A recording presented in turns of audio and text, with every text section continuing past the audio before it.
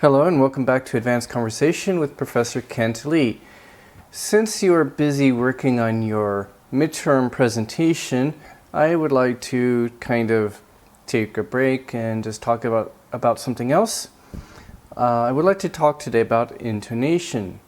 This might actually help you as you practice and rehearse for your presentation, for recording a presentation for my class and for speaking in general. This is a really important part of English.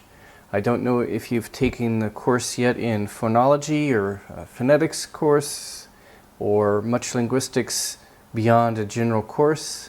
So I don't know how much you've learned about this, but I would like to talk to you about aspects of intonation that are really important, especially for speaking in English, for presentations and conversation and such. It's very important because intonation is really complicated and it's really different in English than in other East Asian languages. It's a very important component of English, while in Asian languages it's either less important or more often it's used very differently. So this is also intended as just something kind of practical. I'm not going to do a lot of new heavy content this week because for this class, this is sort of a midterm week. In a sense, it's kind of behind the midterms at the rest of this semester and the rest of your classes or the university. But for my class, this is midterm week. And it's my class, so I can do what I want to. So intonation is very, very different. It's used very differently in English than in East Asian languages. So you may know of intonation from Chinese, where syllables themselves have tones, like ma ma chi ma, ma man, ma ma ma ma. That each ma means something different. That's a famous Chinese tongue twister. Mother rides a horse, mama ma ma. Mama is mother, ma gets on, rides, horse, ma, ma man. The horse is slow, ma man, mama ma. Scolds, mother scolds the horse, mama ma ma. There's occasionally cases in Japanese where intonation makes a different word. I've heard of a few examples. In Korean, intonation, I think, is not used as much. Seems that in terms of phonology, Korean is fairly simple. It's complicated in other ways. Where the grammar is very complicated. It doesn't use the intonation much. Yes, of course there's intonation, particularly on sentence boundaries and clause boundaries and grammatical units. So it's around grammatical units. There's a little bit of intonation there, but not in the way that it is used in English. So intonation comes from the vocal tract. So let's look at the vocal tract. So basically this tract, sort of this, the passageway, the vocal passageway that you use for speaking, and there are actually a lot of different things in the vocal tract which are used for speaking. It's actually pretty complicated, more than you would realize, unless you've taken phonetics. And if you look down toward the throat, there's something called the vocal cords, which is more of an informal term for what we call the glottis in linguistics and biology. So glottis is the technical term. That is what we primarily use for intonation.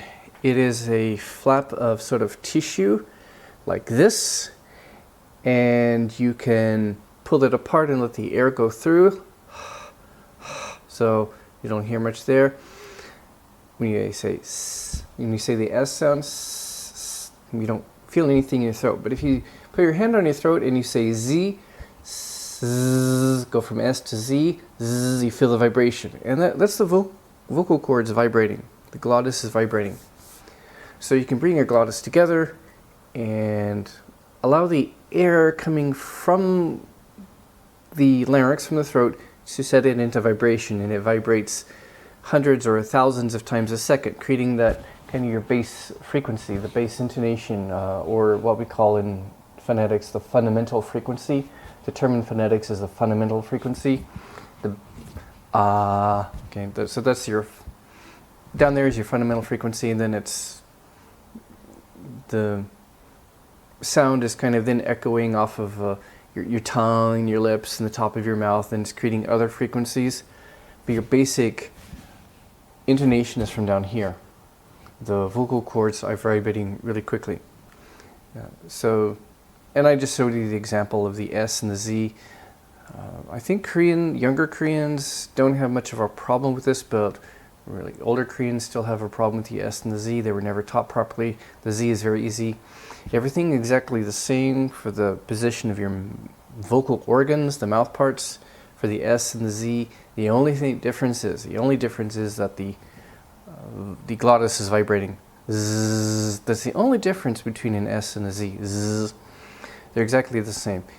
You don't touch anything for the Z, just as you don't for the S. The tongue doesn't touch anything. Older Koreans and Japanese speakers might say jiet or something like that, and that's because where the tongue is touching, and the tongue should not touch. It's for S, your tongue doesn't touch anything up there, and for the Z, zzz. So we distinguish a number of consonant sounds in English through this vocalization, or vibrating of the glottis, vibrating of the vocal cords, and it produces our basic intonation. This is a really important feature of English, and it's used in a lot of different ways, and we'll see some examples. Well, let's look at an example of one of my favorite speakers, one guy I like to listen to. John Bercow was the British Speaker of Parliament, the House of Commons. He recently retired, I think last autumn. The British would say autumn, I think. And of course, he was famous for saying this expression when people were being noisy in the Parliament, and he tried to get their attention, and he tried to get them to calm down and be orderly, to behave, to be quiet. He would say this. Order! Order! Sit, order! I know what I'm doing. Order! Yes, and that's his famous catchphrase. Now he speaks with he doesn't say order like Americans would, he says order. So the R is not pronounced as strongly, generally in British English, and then in this case, the ER at the end, that kind of neutral vowel, gets raised a little bit in some varieties of British, so it's order, order. So he's famous for that. And we'll come back to that expression a bit later. But I want you to listen to just one sample sentence from him because his speaking is very clear. He pronounces very clearly, so I'm going to use this as an example. Listen to this sentence as he's trying to get a member of Parliament to calm down. The Honourable Gentleman has got to learn the art of patience. And if he is patient, if he deploys Zen, he will find that it is ultimately to everybody's advantage. So we'll leave it there. So what do you notice? What is different in the way he says a sentence? How is the intonation different from a sentence in your language? Think for a minute. Pause and think. How is this intonation different from the intonation in your language?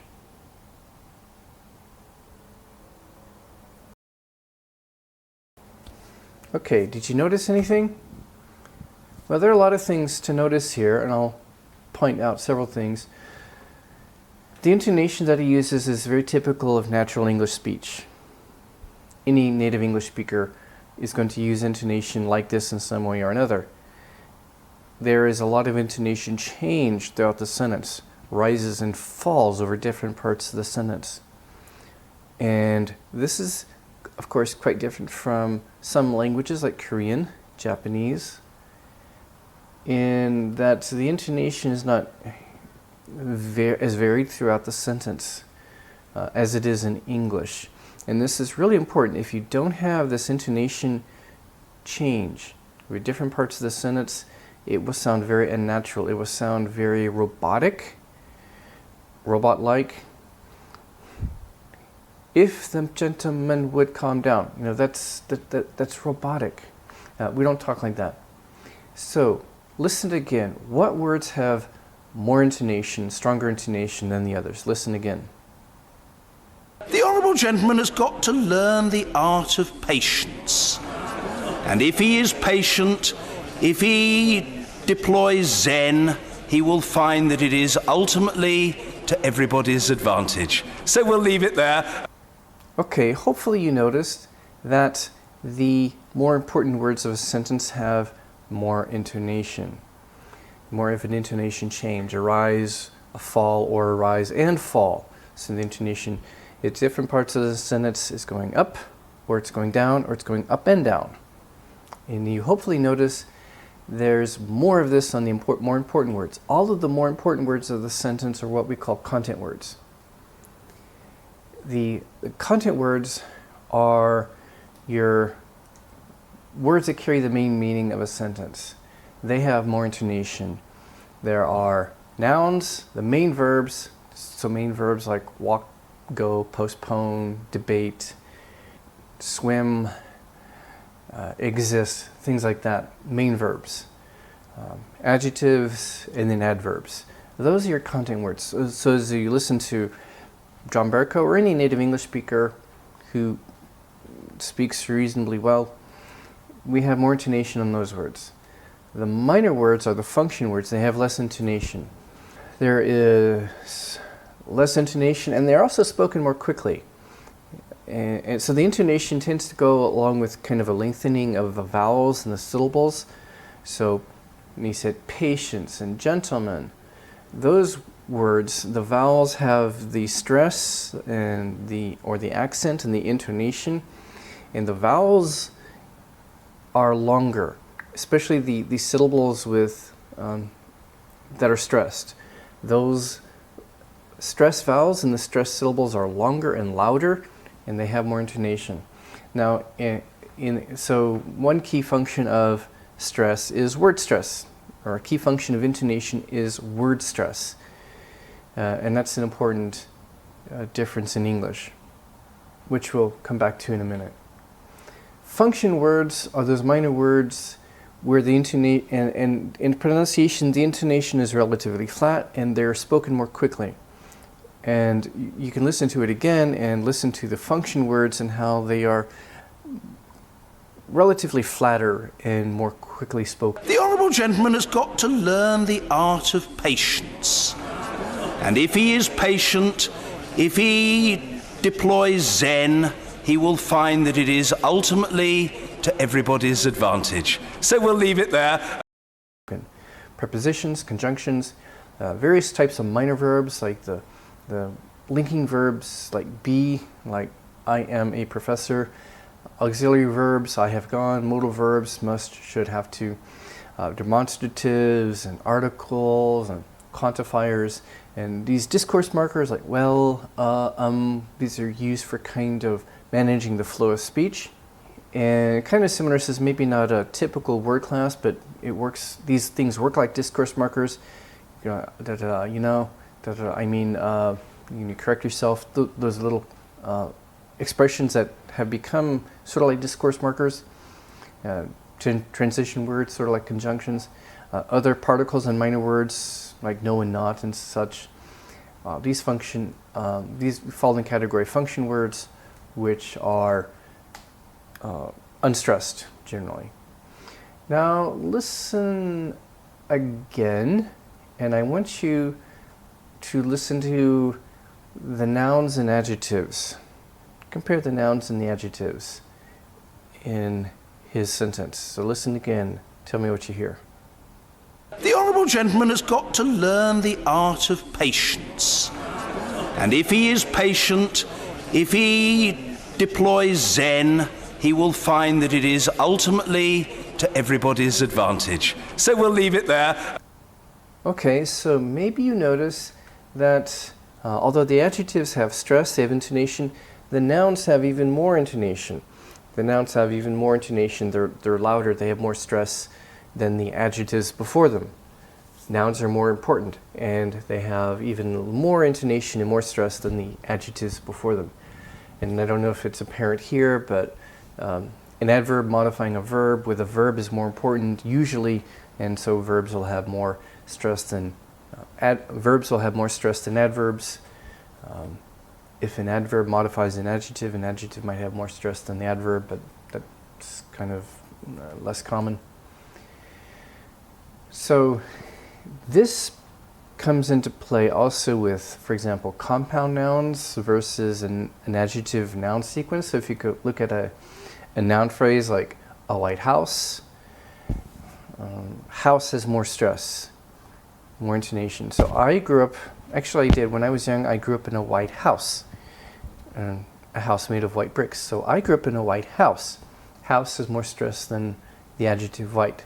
Usually the noun is more important and it has more stress than the adjective. So I grew up in a white house. I will unfortunately never get to live in the White House. I wish I could. I could do a much better job than the guy who's there right now. Really, anyone could. I think you could. But I could do much better. So I should be there, but I'm not. But I'm glad to be here in Korea than in the US right now because things are much safer here and in my country. I love my country, but it's got some problems. White House. Because it's a compound noun, it has more stress in the first part. Compound nouns usually have more stress in the first part. Maybe you live in a greenhouse, but if you live in a greenhouse, that would be weird. That would be a weird place to live. Because a greenhouse is this covered structure where you grow strawberries or other plants. This covered structure where you grow plants. It would be really odd if you lived in a greenhouse. Like you really, really love your strawberries. You're really dedicated to your strawberries and you sleep with them. Okay, fine. So compound nouns have more stress than the first part. Computer monitor, okay, computer desk, door handle, okay, video camera. The first part has more stress. Word stress, we mentioned word stress in general. So greenhouse. So in greenhouse, the stressed part, the green, the vowel is longer, it sounds louder, it's stretched out, and it's also enhanced by the fact that it sounds perhaps even longer than it really is because the intonation is going up and then down. Greenhouse, White House.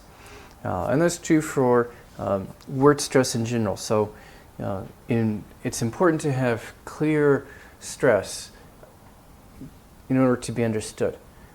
One time I was asking a Korean friend, okay, who's going to lead the meeting next time? And she said, she was trying to say Willie, a guy's name. It's short for William. Willie. But she put equal stress in both syllables. And it should be Willie. First, the stress is on the first part. But she pronounced both syllables with equal stress, so it sounded, I thought she was echoing my question. I thought she was repeating back to me, will lead, or maybe will he, or something like that. No, Willie. It's important. So it makes a difference. You may know, of course, subject and subject. Okay, one is a noun, a subject, your favorite subject, and subject is a verb. Don't subject me to this. I object to this object.